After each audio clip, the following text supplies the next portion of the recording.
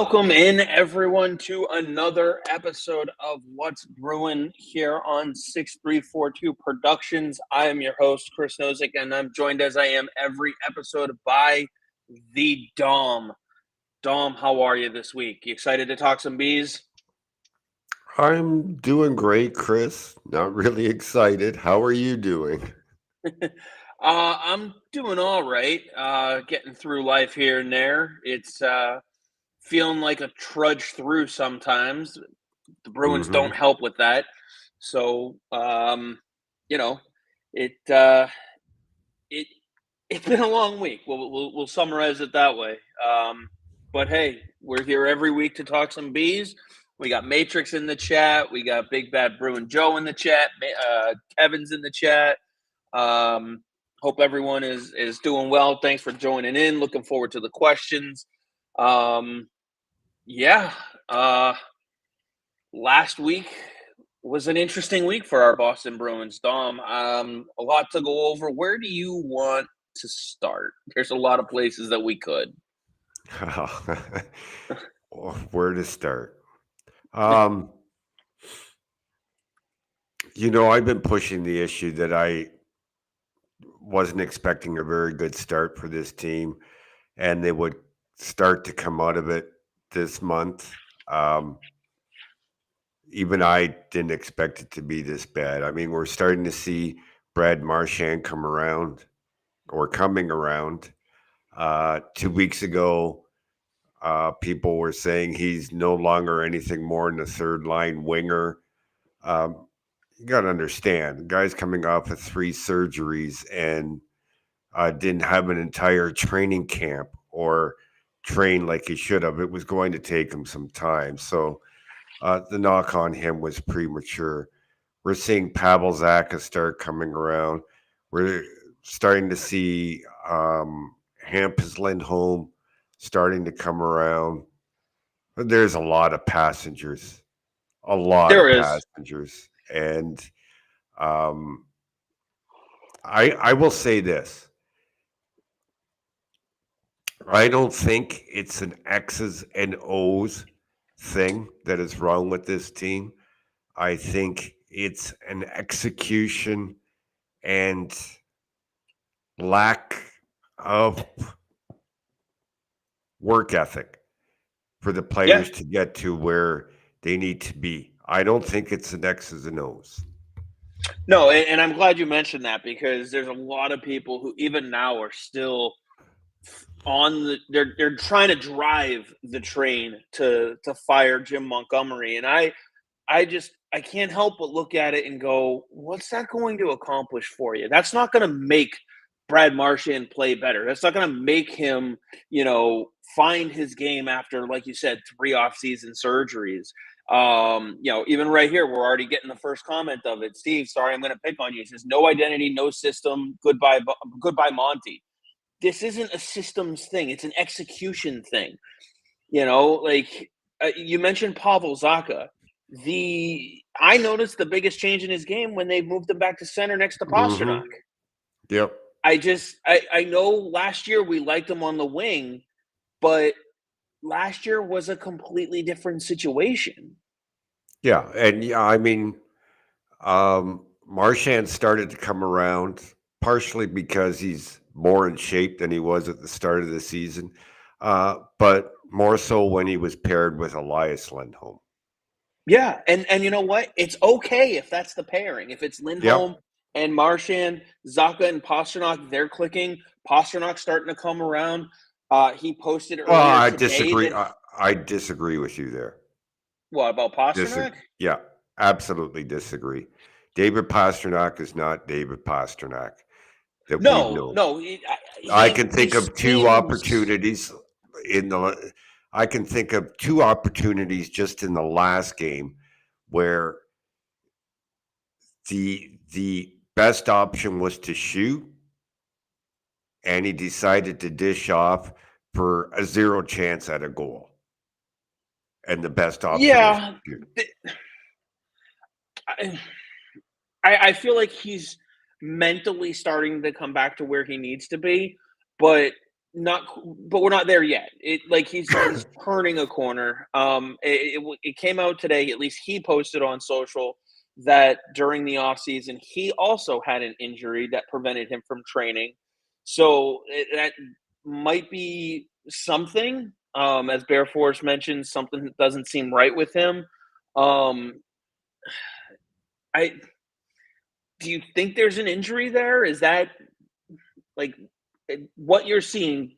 Does it scream injured to you? No, no. To me, it all seems mental, which is why there's whispers of them bringing in a sports psychologist.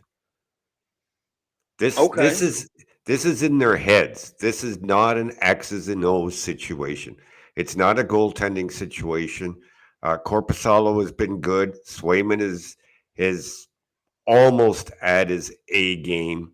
Yeah,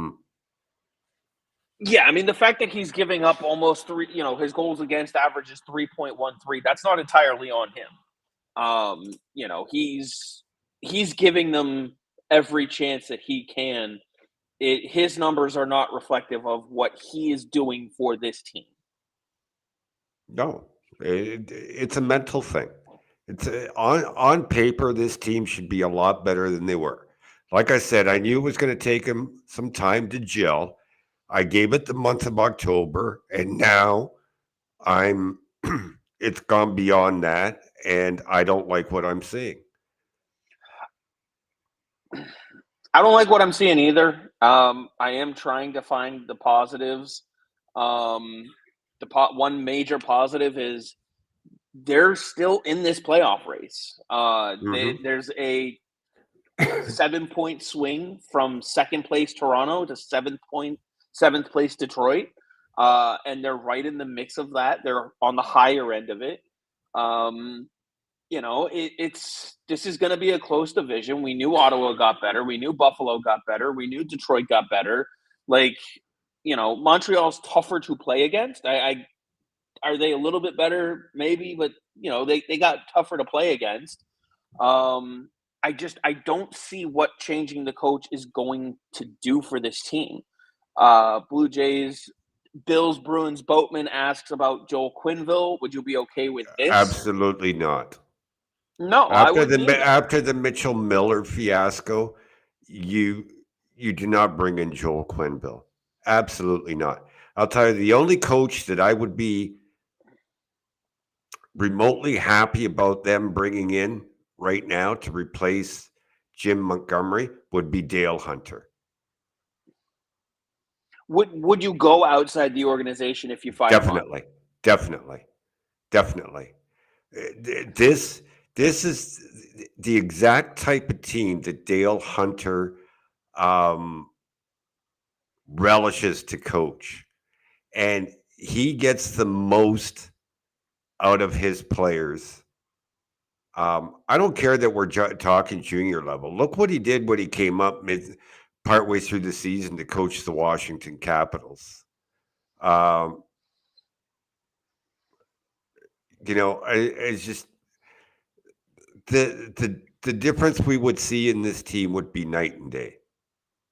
Yeah, sorry, Bear Force. I would not be okay with Quenneville. That's a tree you don't want to be barking up right now.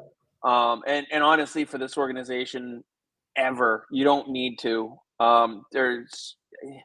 I would rather see Gerard Gallant over Quenneville if you were going to give me those choices.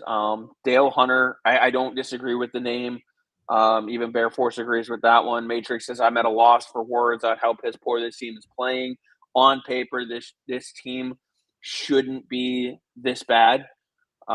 Mike asks thoughts about all the line juggling that Monty does. Is that a good or bad idea? It's a good idea because he has to see what works.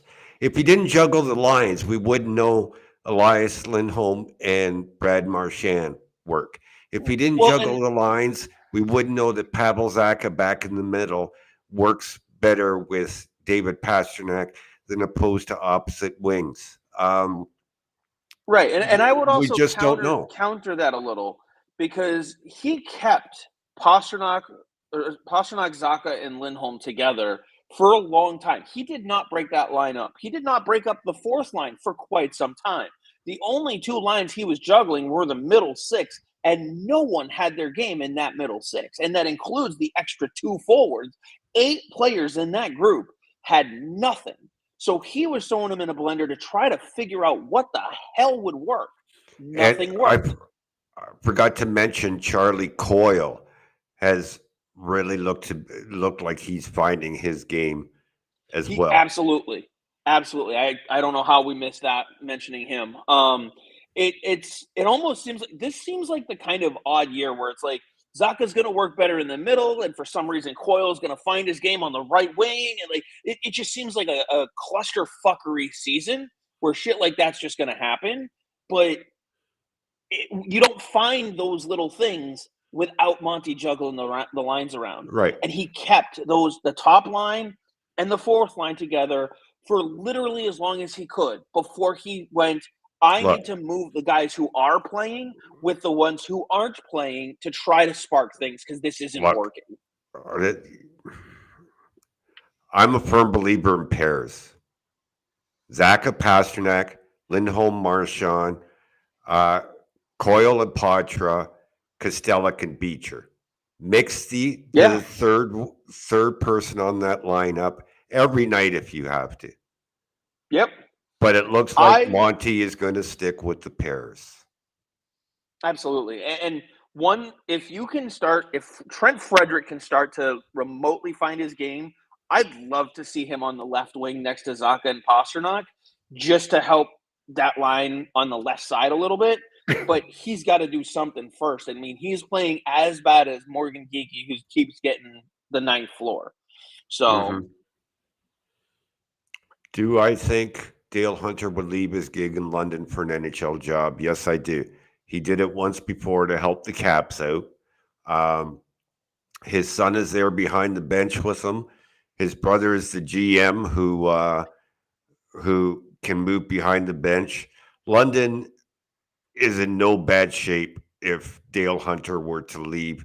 I don't think he wants a permanent NHL job, but I think that he would go in for a partial season on an interim basis. Yes, I do.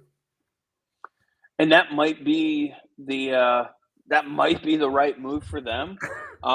Steve also asks thoughts on bringing someone up from Providence, which is a topic I do want to get into.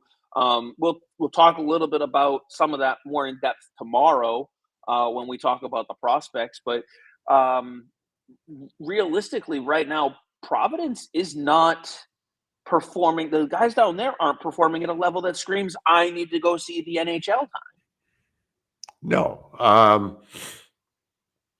If anything, you might see Jordan Osterley up, who's having a good season on defense, mainly because they still have the injury to Peeke, right? But other than that, like Vinny Lettieri leads the team with 11 points in 11 games.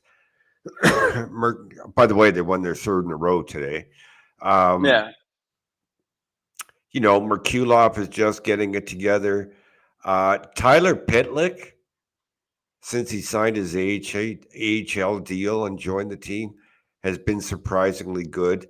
One of Kevin's favorites, Mark McLaughlin, is starting to come around. But is there anybody on that team that screams that they could jump up to the NHL and help the Bruins right now? No. No, and the guys that you're talking about, Lettieri, Osterley, Pitlick, McLaughlin even, they're going to have to clear waivers to go back down at some point as well, in which case...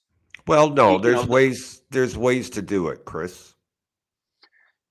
Yeah, I mean, you could move Poitras down or, Lori down. to avoid the waivers.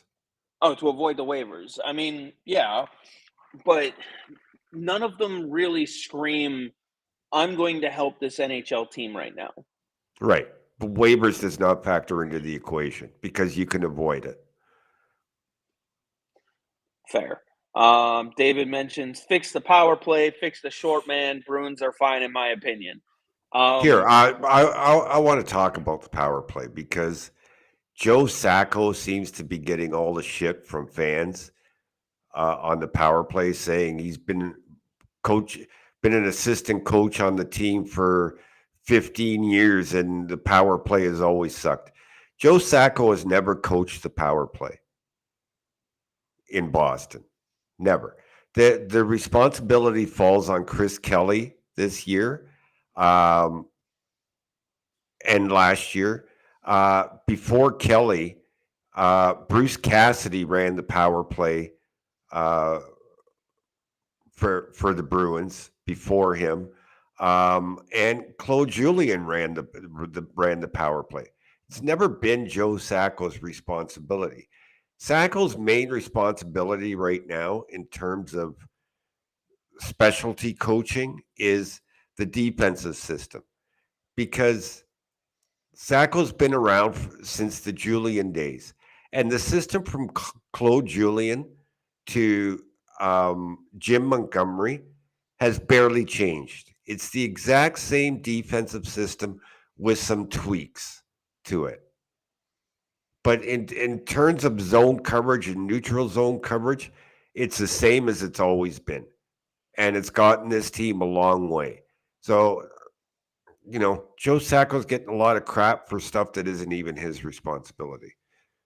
Yeah, I've given up trying to fight that argument because people are just going to want to, dig into their opinion on that, and it's okay to be wrong, but that's why nothing's happening there. Mike asks Osterley over Sweezy. Billy was so much better during camp. Yeah, It's 100%. what have you Osterley. done for me lately?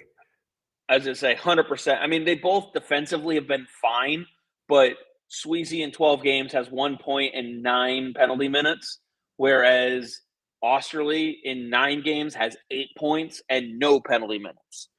And if they're a wash defensively, I'm taking Osterley, not to mention the fact that he has more experience at the NHL level as well. So, 100% Osterley over Sweezy right there.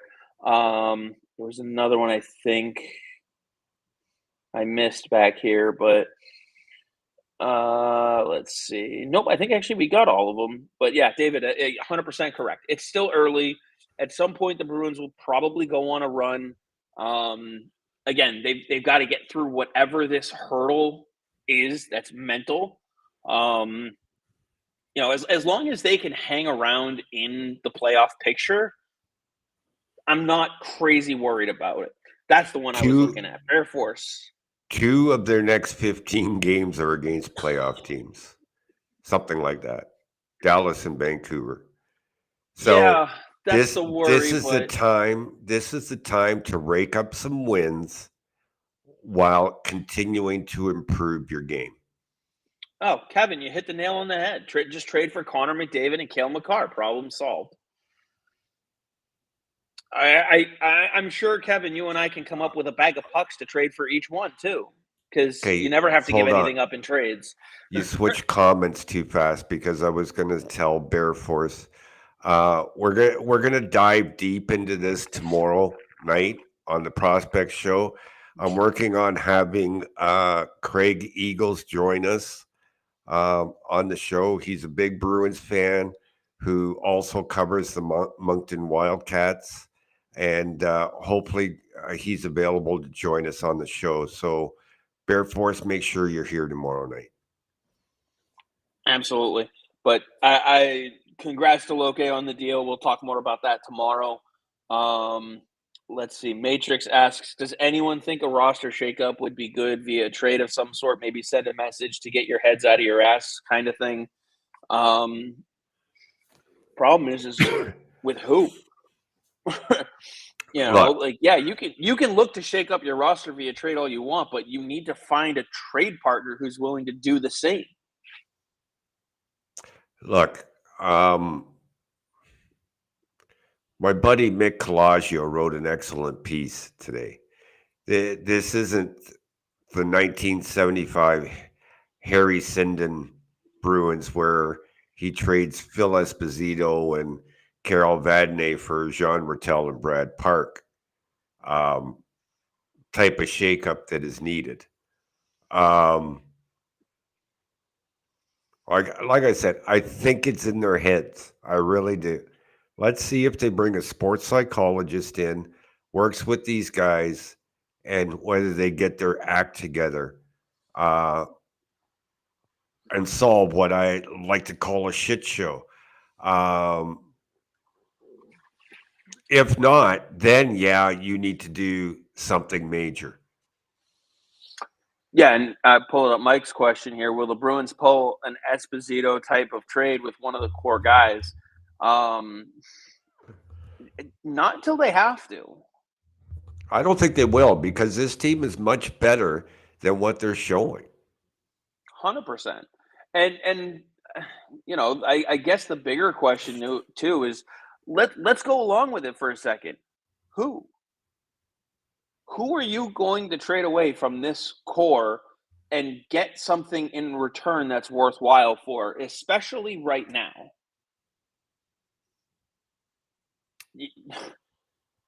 There isn't enough maneuverability in the NHL to make a blockbuster trade this early. We're in a cap era. This isn't the Leafs and Flames trading 15 players back and forth, or whatever it was. It wasn't 15, but right, like it just just doesn't happen with the cap. Right, and like the type of player that you're looking at for that kind of shakeup right now, even if you could try and get him out here, would be like a Jacob Trouba kind of player, because that's someone that was already tried to be moved. You're not far from New York, but even then, you're sending Lindholm, McAvoy, or Carlo in the deal going the other direction. You're doing a whole bunch of crap to maneuver around that salary cap, and it's just going to be pennies on the dollar out. It just doesn't work. It's not necessary. As Steve puts, on a positive note, at least we're not in Nashville. Yeah, there's issues there. And on paper, that team is much better than they're showing. Absolutely. Absolutely. And I mean, they just lost Dante Fabro to waivers, which they're hoping shakes things up a bit. But that's a team that maybe you can work with on a kind of mid for mid trade to try to help shake things up maybe down the road if other things don't happen. Anyone on the Bruins roster you would like to be receiving more ice time? That's a good question from David. I mean, anybody jump out to you right now? I don't know how much more time he can log, but Hampus Lindholm. Yeah, he's coming around. He should be getting more ice time than Charlie McAvoy right now. Hampus Lindholm should be getting the number one power play unit time right now. Not Charlie They look McAvoy. so much better with him on it. Yeah, they look so much better with him on there.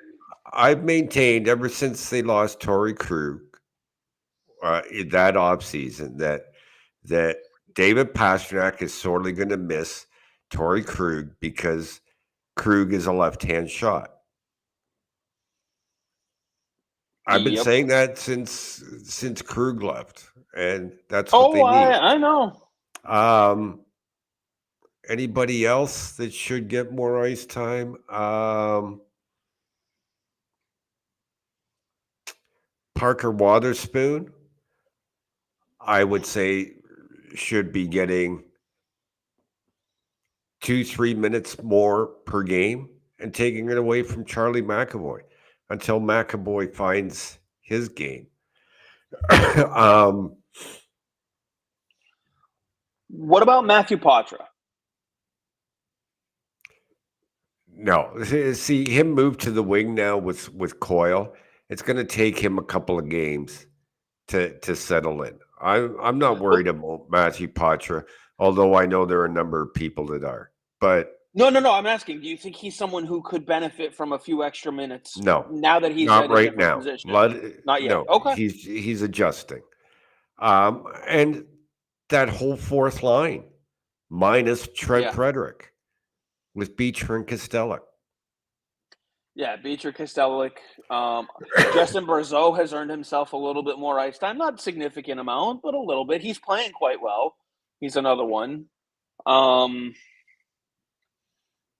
Yeah, I mean, lately, I mean, you can only pick one, but Korpisalo's earned himself a spot in a rotational format. He had a rocky first game, but he's coming around, and he even said he's feeling like he can play like himself in this city. So you remember when we were talking about that Linus Olmark trade, and people were Mm-hmm. all upset because they took on this crappy Korpisalo contract? Yep. This is what we were And talking about. and everybody that was crapping on it was saying, we've got Brandon Bussey. He's ready. He's ready. Go look at what Brandon Bussey has done in Providence in the God, it American might make you Hockey League puke. this season, as opposed to the NHL. Oh, it's terrible. Oh, it's worse than terrible. He is 1-4 with an 86 save percentage and a goals against average of just over 4. Mm-hmm. That does Now, not scream ready for the NHL. compare that to Michael DiPietro. 1.7 goals against average, record of 5-2, and a save percentage of almost 94%. Mm-hmm. Now, this is something that we can talk about tonight or tomorrow, because I've already seen this idea be floated out there. Would you? I wouldn't, but would you look to capitalize on the turnaround that Jonas Korpisalo is already showing and look to shop him this year by the trade deadline? No, no, I wouldn't either. I gotta have something that's ready to come in, and no, absolutely not. I wouldn't either. I thought that was a crazy idea when I saw it. Um, is DiPietro playing very well? Yes. Later on in the regular season, if you're in a playoff position and you can bring him up for a game and give him a start or two, I'd love to see what he can do. But I in no way am I sitting here claiming he's NHL ready right now, because we saw what he was in the preseason this year. So let's see. Leonardo says they need something to happen to rally around. No trade is needed. I mean, yeah, they need a moment, whether it's off the ice individually with hopefully a sports psychologist, as you mentioned, where a couple of them start to figure things out and translate it to the ice, or there's a last minute game tying goal that they score to send a game into overtime that they ultimately win, something like that. They need a rallying point like that. They need the Dallas game. Yeah. Let's see. That's what they need. Let them work it out. Most of our high end, we were talking about moving players. MLSS says most of our high end players have full no movement clauses. That's Some of irrelevant. them do. That's Some of irrelevant. them do, but yeah, That's irrelevant. No movement clauses aren't there to prevent a player from getting traded. They're there to give a player a voice on where they're going to get traded. right. Well, plenty of players with no movement clauses get traded. Oh, all the time. And you have some guys. Not necessarily all of them are ones that I'd want to see move, but you could trade a guy like Justin Brazeau to shake things up.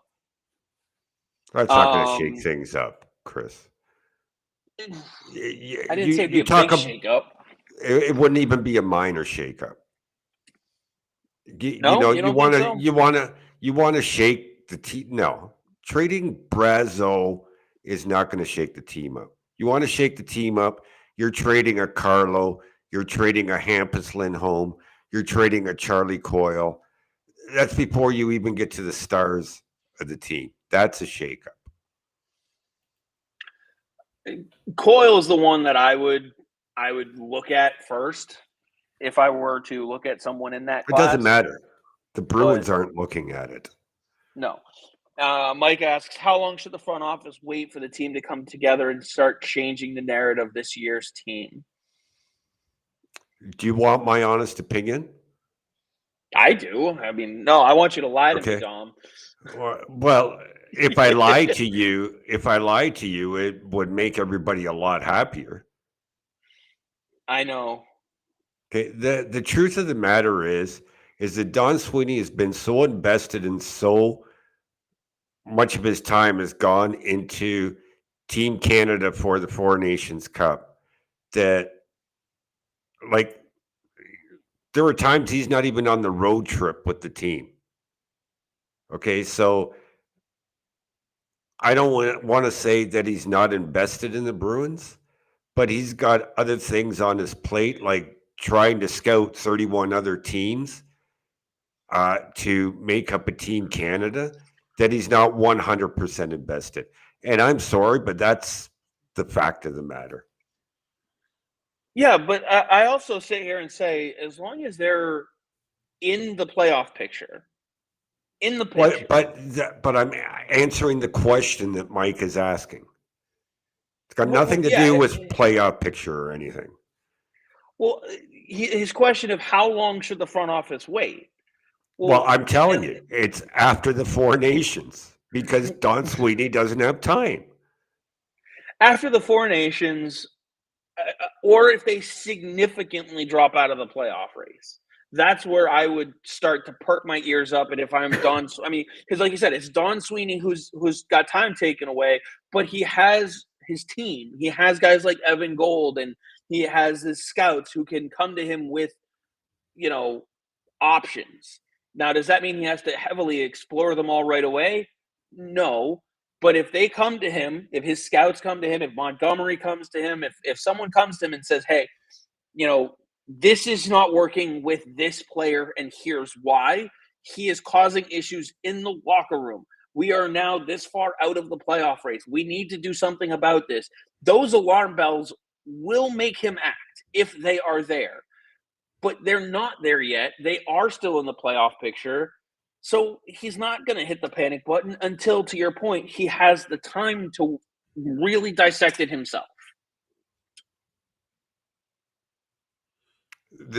What fans should fear the most is what Cam Neely might do. And we'll leave it at that. Yeah, that's where my brain has been at for a while now. Is Cam Neely. I know you shot it down before, but ever since he made that comment during the negotiations with Swayman, things have felt off with this team in general.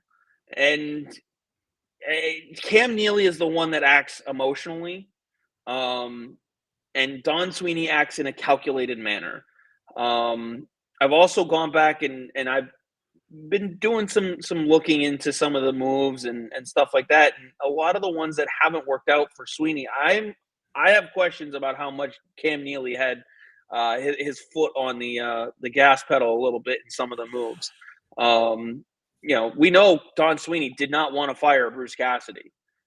That came from someone else. Yeah. So what else came down from above Cam Neely or above that Don Sweeney has had to work around that hasn't been exactly what he wanted to do? Like I said, fans should fear what Cam Neely's going to do more than anything. That's where my brain has come to. But the good news is as we've said, it's early. It's not a matter of they have to do something tomorrow or this team is totally screwed. Yes, they had the tough loss to Toronto. Let's see. I don't know why, but my comments paused for a minute here. The last one I had was this one from Matrix, but there's a lot more that have just all come in. You just cleared the one I just put up again. Sorry. Well, like I said, they all just flooded in.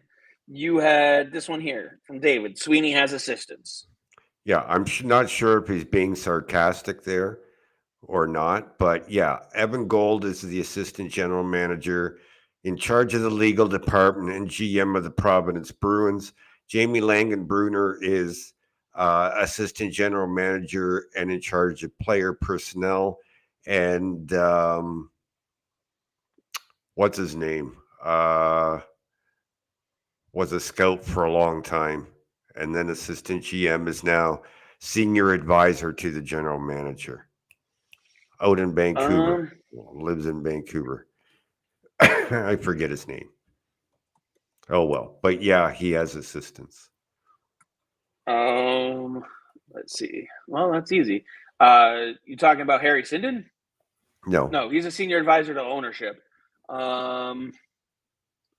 Let's see. They got Adam McQuaid. They got Mike Dunham, Rogalski, Langenbrunner. You mentioned Campbell Weaver. Doesn't matter, Chris. They got plenty of people in the hockey operations department. Scott Bradley. Oh, there he is. So, yep, David, if you knew the answer, then I asked the question. Let's see. I'm just trying to get caught up on some of these that just came through.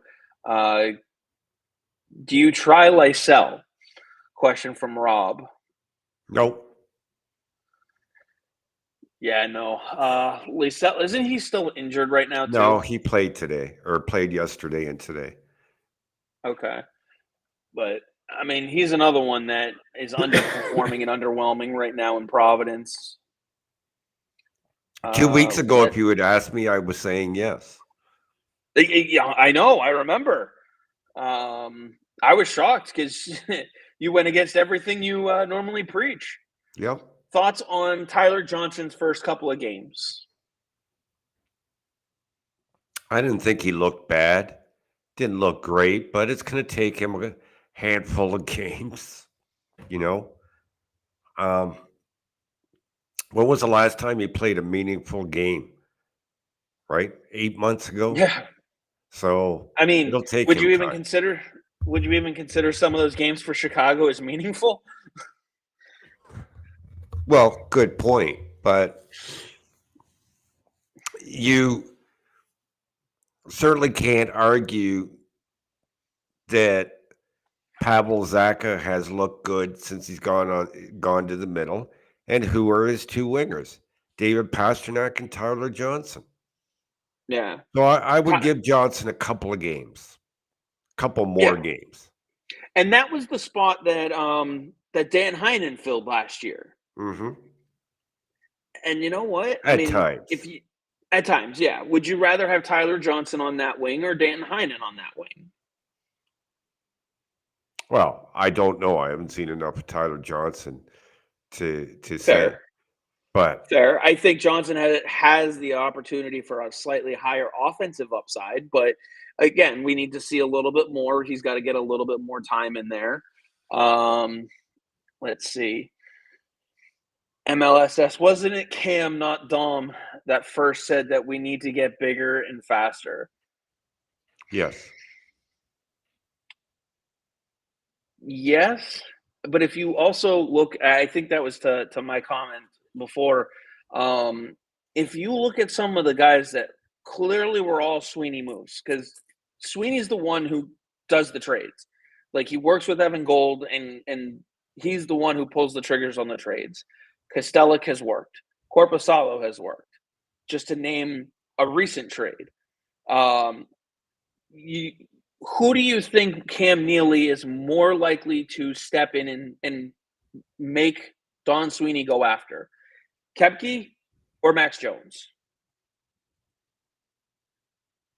Sorry, what? Repeat the question? So, of the two players, Max Jones or Koepke, which one do you think Don Sweeney is more likely to target through his scouting? And which one do you think Cam Neely is more likely to say, no, you've got to sign him? I don't think that was the case. I don't think Neely was the case in either of them. I think they worked out a deal with Ottawa for Allmark. Kostelic was a guy they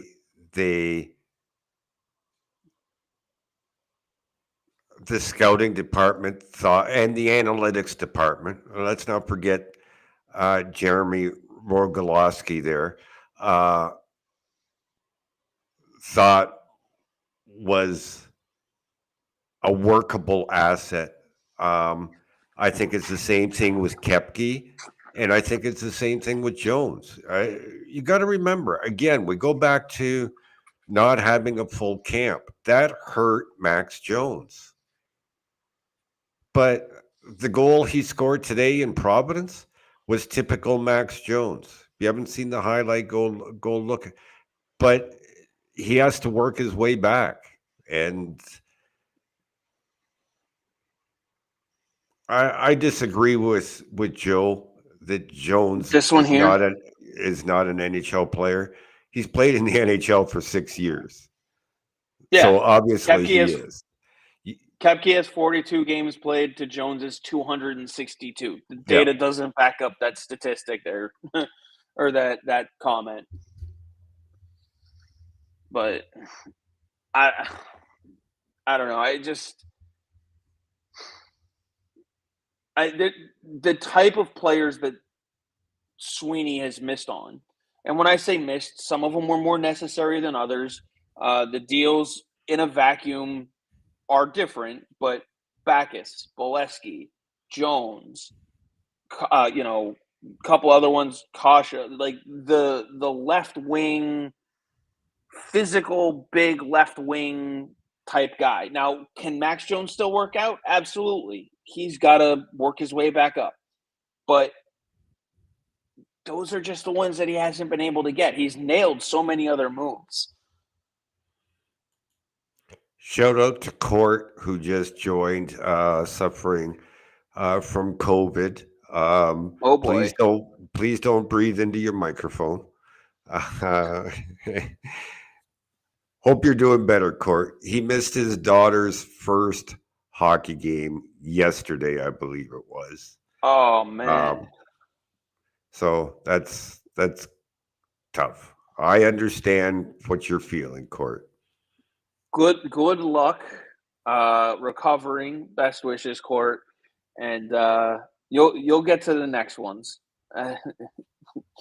Let's see. Yeah, typical Kevin. My Wendy's just arrived. Now the party started. Oh boy. David says we need to get the power play going. Period. Both special teams, as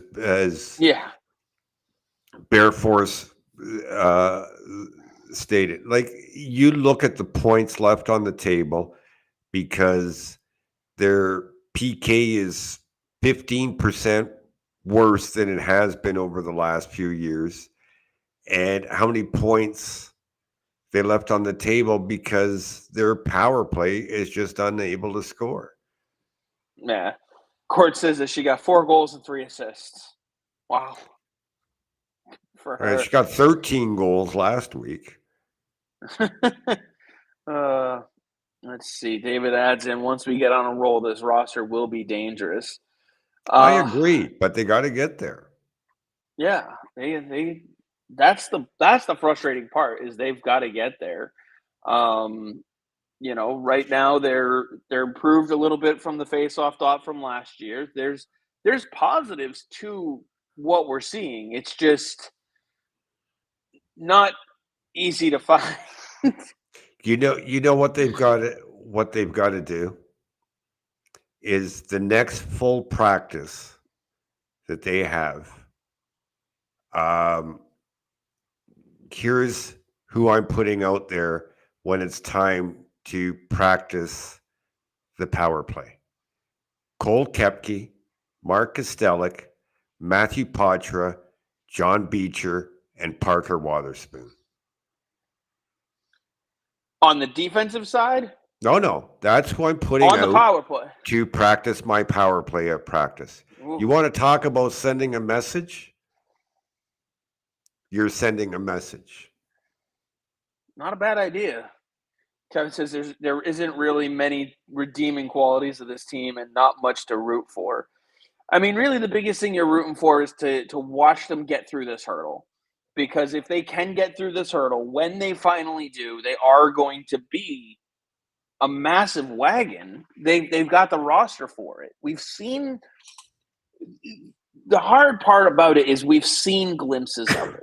And that I think is the most frustrating part for people is we've seen parts of it. We know that it's there. And too many people are looking at that going, well, that just means they're never going to find it versus it's there. They just have to work harder to get there. You know, I talked to a coach yesterday, an Ontario Hockey League coach, whose team was a wagon, won the league championship, and then couldn't win the Memorial Cup. And I asked what happened. And he said, you know what? And you can go back to the Bruins 2 years ago, the same situation. We never faced adversity, and that hurt us. Yeah. Adversity is a good thing. If you come out of it, going through adversity is a great experience for the players, and it helps bring them together. Now they just have to do it. Yeah.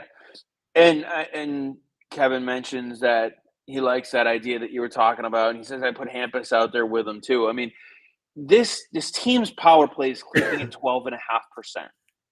12.5%. We know they're better than that.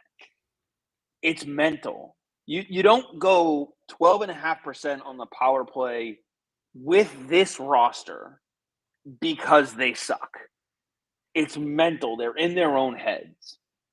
And we've seen this team have one of the best penalty kills in the league. Right now, they're clicking at 75.4%. We've seen them well above 80%. One of the biggest issues is the number of power plays that they're having to kill off. Ideally, no, go ahead. I was going to say, if they can knock that number down, and as Court points out, Zadorov needs to get his crap together. He is taking a lot of penalties. There was a statistic where in games where they have 3 or fewer penalties, I want to say they are practically undefeated in those games. It's the games where they're taking 4 or more penalties where they're getting absolutely crushed. I think ideally you want your PK and your PP to total 110%. And they're far below that. Oh, they're under 90. So they got a long way to go. Oh, yeah. They're ninth from the bottom when it comes to the PK, and they are second to last. They're 31st, I think, in power play. Yeah, 31st. The only team who has a worse power play than them is the St. Louis Blues. So, Bearforce says, when a guy like Pastrnak is scoring goals, you can forgive some of his defensive liabilities. When he's not scoring, then you have a problem. It's not entirely on Pastrnak, though. Like, he's not playing his game. That's true. But he's going to have more turnovers than probably anyone else on this roster anyway, because you want him to have the puck more than anyone else on this roster. Like a couple of years ago, Connor McDavid was the leader in turnovers. He also touched the puck more than any other player in the league. It's going to happen. When you get your playmakers the puck, they're going to turn it over. So it's the timing of the turnovers. It's the type of turnovers. That's the problem that you have right now with Pastrnak. Let's see. Cord says they're mathematically better with Lindholm as the anchor over McAvoy. That's what you've been saying, and I mean, we're both in agreement on that. Mac isn't working. Kevin mentions on the power play unit.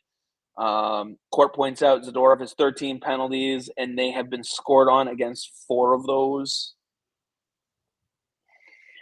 which, unfortunately for Zadorov, I mean, how many of those penalties are just because the refs are looking for them against a guy like that?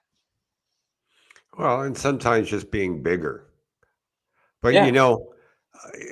you got to talk about Hampus Lindholm and his resurgence. Some of the credit has to go to Jay Leach. Now, why it's not rubbing off on Zadorov is Zadorov needs to get acclimated to a new team, a whole new system, a new city, a new life. How much time do you give him? I don't know. I'm no expert in it. But Carlo looks like Carlo. McAvoy has regressed, so why it's not rubbing off on him, I don't know. Parker Waterspoon to me looks even better than he did a year ago.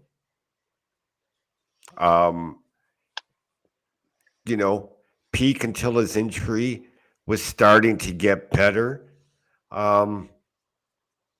So Leach's job is not the defensive system. That falls under Sacco.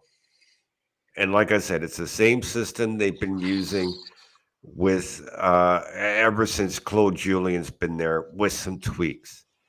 The biggest change I've noticed under Leach, and I'm surprised more NHL teams and coaches don't do this. You watch the Bruins in the first and third period. Okay. So let's say Zadorov and McAvoy are on the ice and they're changing on the fly, and Lindholm and Carlo are the next pair up. So Carlo comes out and replaces Zadorov. Okay. Then Carlo moves over to the right, McAvoy moves over to the left, and then Lindholm comes out and replaces McAvoy. So they're not replacing the left D for the right D, or sorry, they're not replacing the right D with the right D and left D with the left D. They're reversing it in order to maintain the best possible coverage. Unfortunately, it's not working for them. They seem to get confused on it and make bad line changes. Yeah.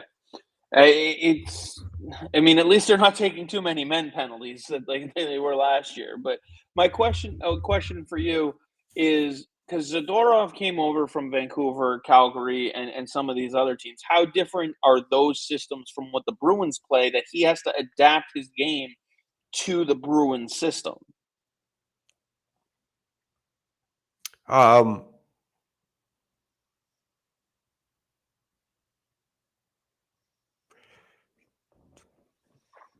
Look, you go back to his draft.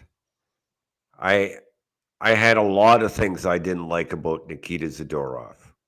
I really did. I felt he got drafted too high, blah, blah, blah, blah. I had some not very good things to say about him.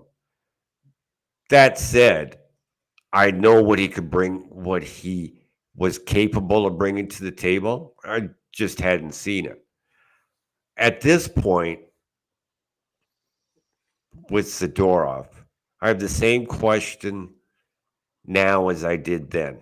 Biggest question is, how high is his hockey IQ?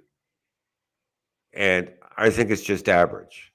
And I think that is what is hurting more than anything his adjustment to the team and the system. Yeah, I've heard that. I was asking because I've heard that that's been an issue for him.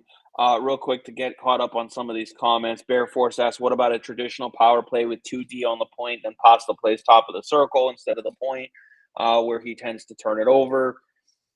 Would you go to a traditional three forwards, two defensive power play unit right now? Um, yeah, if I had Bobby Orr and Brad Park.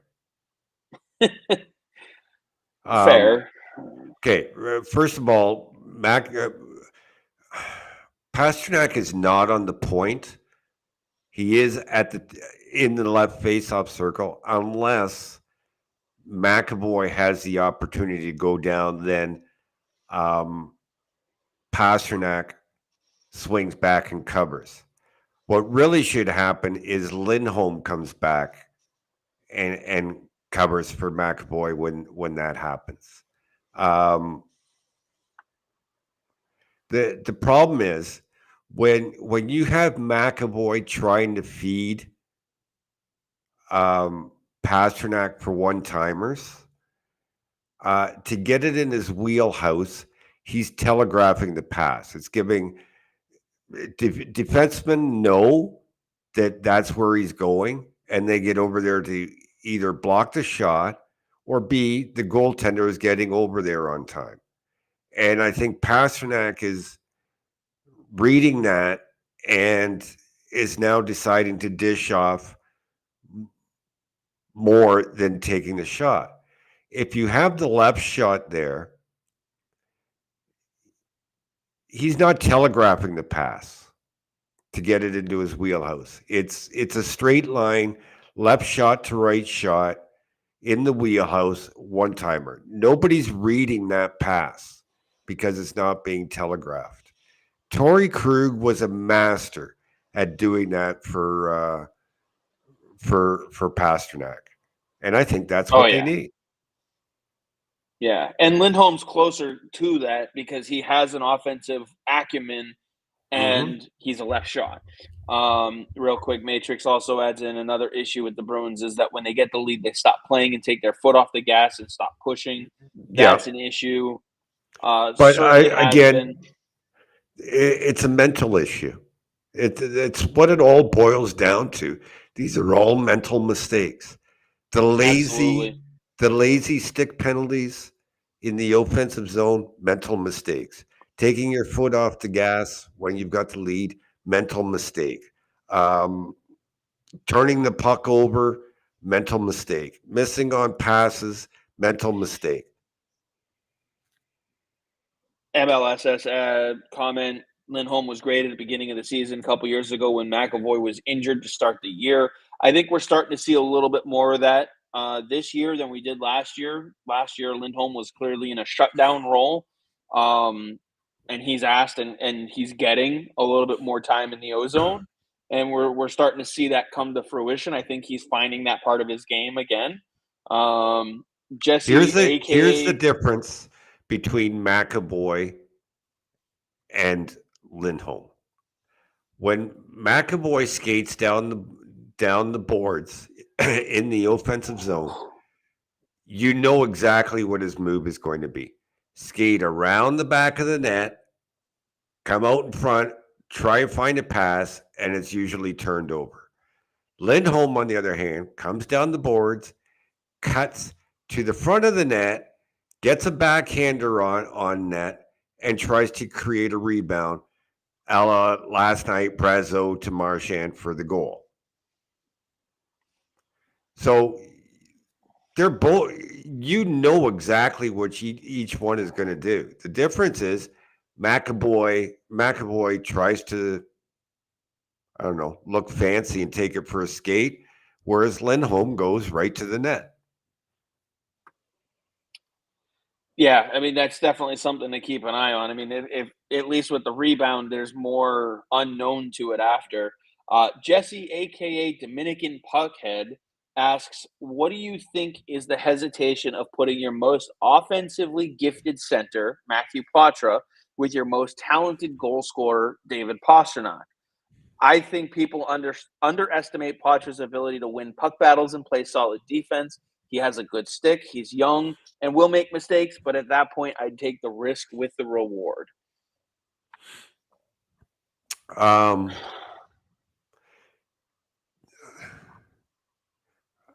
Okay, so let's start with the most offensively gifted center.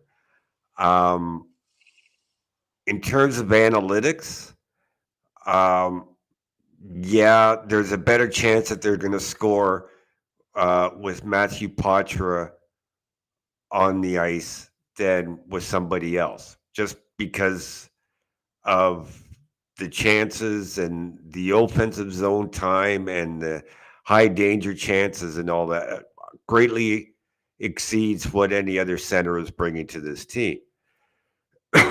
Why that's not translating into numbers is because nobody's finishing. Now, to answer your question, why not with David Pastrnak?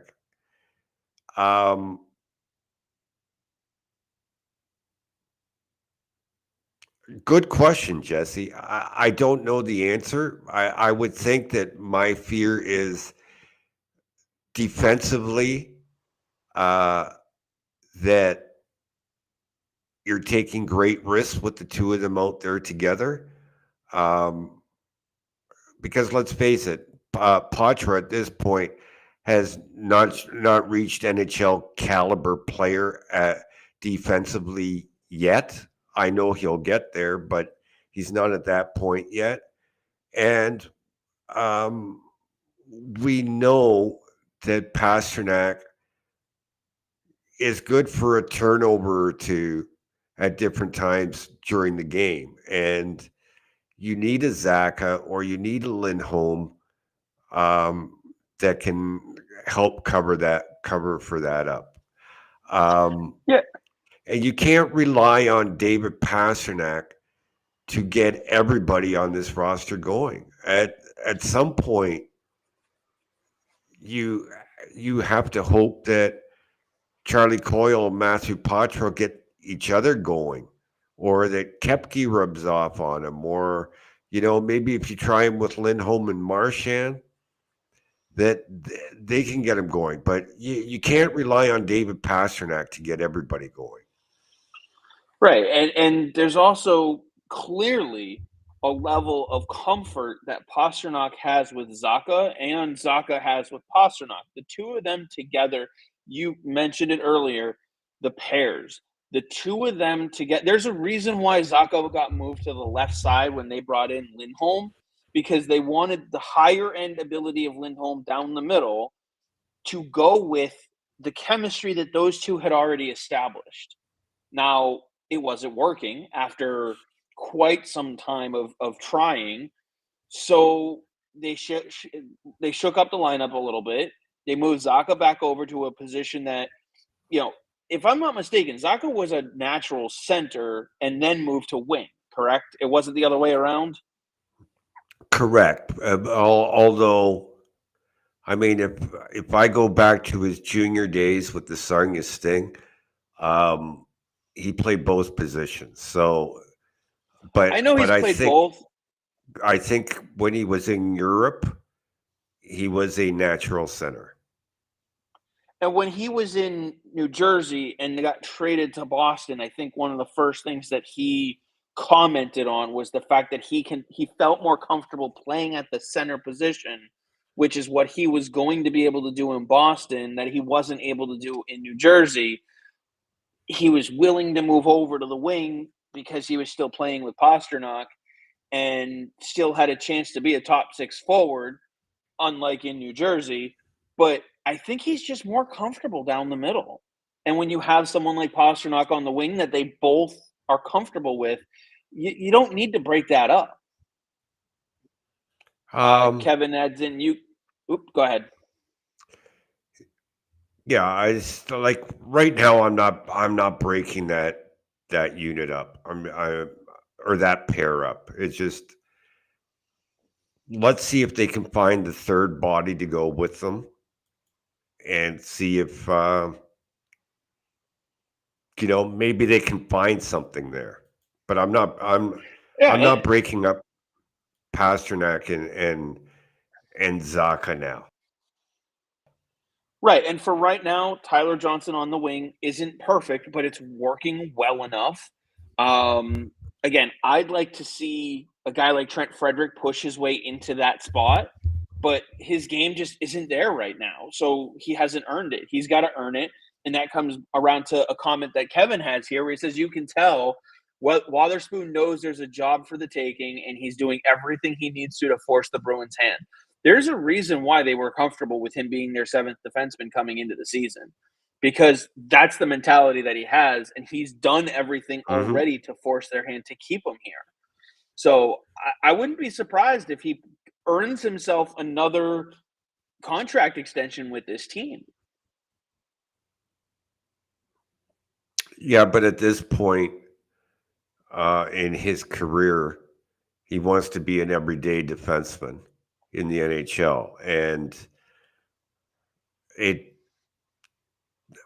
I would say it probably doesn't look like it's going to happen in Boston. Could be wrong. Yeah, I mean, it could. He's wow. I didn't even realize he's a year older than Andrew Peeke. Yeah. I didn't even realize that. Let's see. Court points out Lindholm had 6 giveaways last game. The Bruins defense had more giveaways than the entire Senators roster. Turnovers have been a big issue. They absolutely have. Bear Force, the whole team is just out of sync right now, but Marchand does look to be getting much better. He was their best player against the Flames. We were talking about him before the offseason surgeries, wasn't able to train right. He seems like he's starting to come around, and if you can get Marchand going, that's someone who can help pull some of the other guys into their own game as well. Kevin, I love the analogy here. He's a Fulton Reed style. I think he's connecting that to Zadorov, that conversation, as far as the Yeah. hockey IQ. I just Let's see. want to say whoever brought up Loke Johansson earlier, I think it was Bear Force. So Craig Eagles just confirmed he will be joining the show tomorrow night at 6:30 live, and he's my go-to guy in the queue. Even though I watch every game, he's there in person, um, and covers the Moncton Wildcats. So it'll get his perspective on Johansson. So if it was somebody, maybe it was David Palmer. I can't remember. I apologize. I can't remember whoever brought it up earlier. So make sure you're here tomorrow night at 6:30. Awesome. That is great. Live on air confirmation too. So David says the Bruins are going 8-2 in their next 10 games. That's a pretty bold prediction. I'd love to see it though. Thank you for confirming that, Kevin. And then he also adds in Poitras has had some really rough giveaways too. So adding that to a line with Pasta already on it, and the defensive game is not being there, I don't think I'm ready to see that outcome.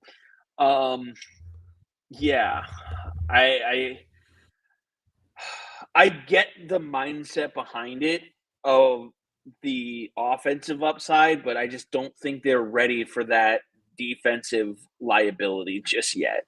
If Zadorov can find a way to take some of those penalties out of his game, um, maybe, maybe. Uh, I don't think he ever will. who, no, that's what I mean. Is I I don't think he ever will either. But here's my other question: is who's going to be your left wing on that line?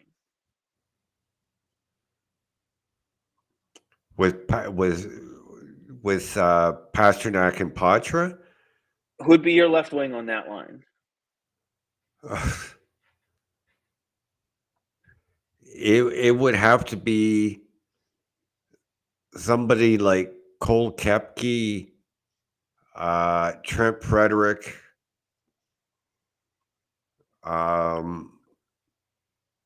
somebody like that, a bigger body who can move and isn't I was afraid of waiting for someone. contact. I was waiting for someone to say someone like we're seeing Zacha a couple times now. I would avoid Zacha on that line. I would. It Mhm. just it's too offensive focused. My question: what about a guy like John Beecher?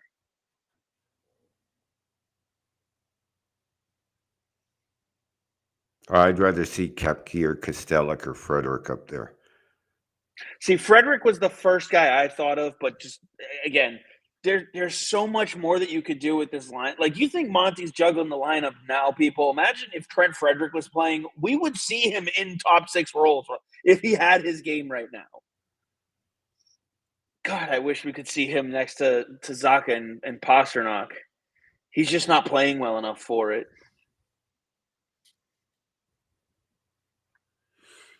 Yeah, we'll see. Like I said, their schedule is easy for the next 10, 15 games. They should be able to pick up wins and work on what needs to be fixed.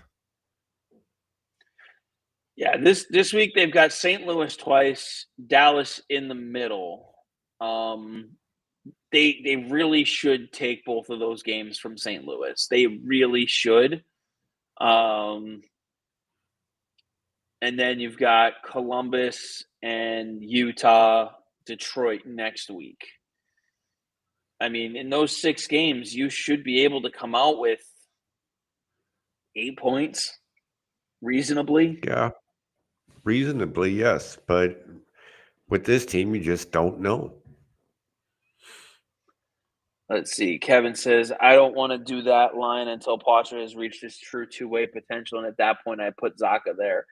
Once Poitras reaches his two-way potential, I don't know if Zacha is still on this team.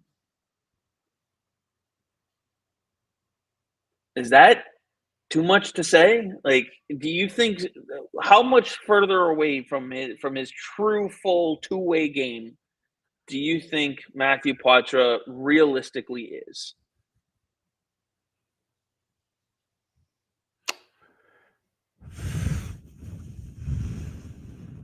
The rest of this year plus The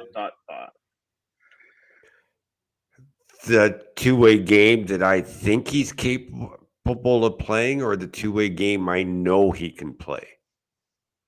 Let's do both. There's a difference. What's the difference between the two? Well, the difference is having watched him for a few years, I know what his defensive game is like. Okay, for instance, he has to make an adjustment from the OHL to the NHL, but still, this is what his limit is. But then there's also potential there that, much like, and I'm not comparing him to Patrice Bergeron, so don't start to flip out people. But much like there was a potential for Patrice Bergeron to become the great defensive player he became because he learned from people like Marty Lapointe and so on through the years. So IQ can bring his potential to a different level based on who he gets to learn from. But then there's the limit of what he is now defensively without actually improving on his game other than adjusting from the OHL to the NHL. So when he reaches that peak, you've got this year and 2 years left on Zacha's contract.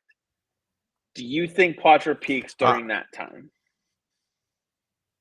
I think he can become the type of defensive player he was in the OHL within 2 years. Yeah, I think he can.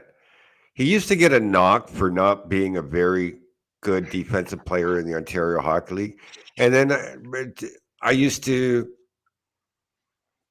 break video down for people and post video and say, well, yeah, well, watch this.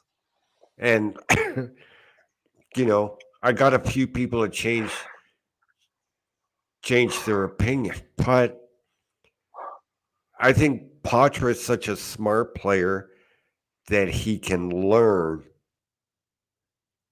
to become an even better defensive player, and that's going to take time. Kevin Because says by he that told us that he Go ahead. by the time he's ready for that, Brad Marchand may no longer be on the team. Right? Would So Pavel who's he Zacha going to be on learn the from? team, though? Would Pavel Zacha be on the team, though? That's my question. Because that's where I come back to Kevin's comment about Zacha, Poitras, Pastrnak. Or do you Well, think they keep I already Zacha answered around that as long question. as they have Pastrnak? There's I don't know. Hypotheticals, Chris. Kevin also mentioned that Poitras told you guys a while back on an interview you guys had done with him that he prides himself on being able to get back defensively. So he's right. So Kevin's right there with you. The kid understands what's important, and he idolizes Jonathan Taves. Mm-hmm. So Favorite player. someone else who was defensively responsible there. MLSS says it's time to put Beecher, Costello, Koepke back together as the fourth line for a few games and get their mojo back. Not being asked to play in more demanding situations benefited them as a group, did it not? Would you reignite that line? No, for right now, I'd leave it the way it is. I'm not line juggling right now. I'm leaving it just the way it is. It's hard to say whether Coyle's last couple of games is because he's moved down line or whether it's because of Koepke and Poitras with him. But I want to give it time to find out. I think you should. And yeah, I don't think Beecher, Costello, and Frederick have been too bad. If anything, playing with Costello and Beecher should wake Trent Frederick the F up. I would love it to. I mean, he's got too much offensive upside to be that far down the lineup. But I mean, we heard the Kevin Weeks report. Teams are calling about him, which I would be too. If I'm another team right now, I'm calling Boston going, Trent Frederick, we'd love to have him. What would it take to get that deal done? I'm trying to buy low on the guy. Of course I would be. Of course.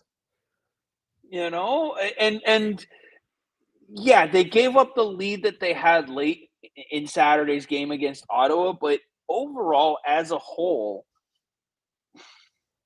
they started to find some stuff in that game. It wasn't all bad. And the lines are what?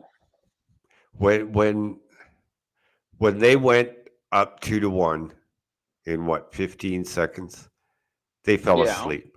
After that, it was game over. I think Andrew Raycroft tweeted it out today or yesterday. Linus Ullmark went 1 hour and 7 minutes in real time without facing a shot. That's ridiculous. 1 hour and 7 minutes without facing a shot. They took their foot, they got the lead, and they took the foot off the gas. That's not coaching. That's execution. Right. 100%. I mean, 16 shots in the game altogether. Like, Montgomery's not the one who's holding onto the puck and not shooting it. And it's not like they didn't spend any time in the ozone in the third period. They just didn't spend enough time in there. When they were there, they didn't put the puck on net. No, and the other thing I want to add, and look, I preface this with saying, and Chris, you can vouch for me, I'm not a Jim Montgomery fan. I thought he should have been fired 2 years ago.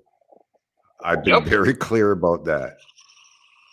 But people are shitting all over him for his comment about when he was asked about the third period, and his response was, "I don't have an answer." Well, Yeah. if all you people that are smarter than Jim Montgomery have an answer, why are you not NHL coaches, and why is he? The fact of the matter is, he doesn't know. He doesn't. The players just for some reason stop playing. They stopped playing in And the third period, didn't get a single shot on net. They had a high danger chance in overtime. Allmark was there for the save, and then they lose the game. right. And you know, he can't get inside their heads to find out why. So, like, I'd love him for saying, I don't know. Because he doesn't know. I would rather him say that than to give me a bold-faced lie and come up with some excuse. At least you're getting honesty. And like I said, if the whispers are true that they're bringing in a sports psychologist, that's the person that's going to figure out why. Yeah. That's what's going to happen. I mean, hopefully they can figure it out. They need to figure it out. Once they figure it out, this team is going to be a wagon. We all agree on that. That's the other thing is we all agree once this team figures it out, this team is going to be a beast to deal with. The question just becomes how long does it take for them to sort it out? And how much patience do you as a fan have to sit back and watch them figure it out? It is it is brutal sometimes watching this team right now. 100% on board with that, 1,000%. There have been times where they have bored me to the point where I'm ready to just go to bed. And I do this because I enjoy this. Like it's gotta happen, right? Like this team's too good, right, Dom? Look, there weren't too many people that weren't impressed with what they did in the offseason and how quickly everybody's jumped off that bandwagon. I shouldn't be surprised by it, but every year I'm surprised by it. I'm gonna wait and see what happens. Like I said, these next 10 to 15 games are gonna tell us what this team actually is. Yeah, it will be here every step of the way, Mm-hmm. breaking it down.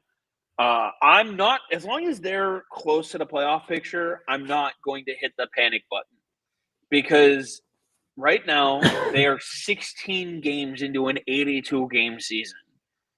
Like, I know it's early until all of a sudden it's not, and that comes quicker than it doesn't, and all that stuff. But you know what? At the end of the day, this team is good enough to make the playoffs. If they find their game, they will be dangerous in the playoffs no matter who they play. This team, as much as I want to see them win the division, I thought they could win this division. They're not completely out of it. They're, what, 7 points, 8 points behind Florida? A good run for us and a bad run for them, and that can easily change. I don't care if they win the division. I'd rather see them make a deep playoff run than win the division. So would everybody on the team. And as long as that remains their goal, as long as that remains their focus, that's what they're working towards. Like, until that starts to slip away, though, I'm not going to panic. I don't want to be. People just overreact too emotionally off of one game. I mean, at this point, because they're 500, you would literally be bouncing back and forth like a pinball, and it honestly, it's funny though because Twitter is what it is. So, Dom, We're approaching 8:00 here. You know what that means? Yeah, I got to go take a needle and some other Well, shit. I was just gonna say it's time for us to start wrapping up. Yeah, just a little bit of patience, folks. Like, I know I got crapped on a lot when I said I wasn't expecting a great October. Maybe a game, two tops above 500, and then things would start to come together. So I'm not as surprised as everybody else, They are but 500 though. NHL 500, yeah. No, they're Um, well, yeah. I mean, I guess. but we're also 10 days into November now, Chris. So, but Yeah, they are 3-1-1 in their last five, are they not? that sounds right. Yeah. Yeah. So Uh, in yeah, the three one last and the one. last 10, yeah, last 10, 4, 5, and 1. So So, let's see. um, the next couple weeks are going to tell a big story, and we'll stay on top of it. Join us every Sunday night and agree or disagree with us. Every Monday we'll talk about the prospects. So let's see. Kevin says I'll be applying for Bruins caddy job for golf come spring. Thanksgiving is when you know what you got, in my opinion. Overall, I agree with that sentiment, but I mean, if you look at the rest of the division, it's just so close that this is a year where that could be an exception because you've just got so many teams that are within so close to each other. Um, it's going to be fun no matter what. Just try to enjoy the ride. That's what this is all about, is enjoying the ride. And you know what? At the end of the day, there's a 31 out of 32 chance they don't win the cup this year. That's what makes it fun, trying to be the 1 in 32. Yeah. Let's see what they can do. I wouldn't put too much stock in. I know someone's going to point it out at some point that they're the second worst plus minus in the division. I wouldn't put too much stock in it because they've had a couple games where they've been shut out, and they've had that one game where they gave up 8 goals. So I wouldn't worry too much about that. But beyond that, just sit back, enjoy, and go Bees. Yeah. And be sure to join us tomorrow at 6:30. We'll have Craig Eagle on to talk locally, Johansson, and some of the other prospects.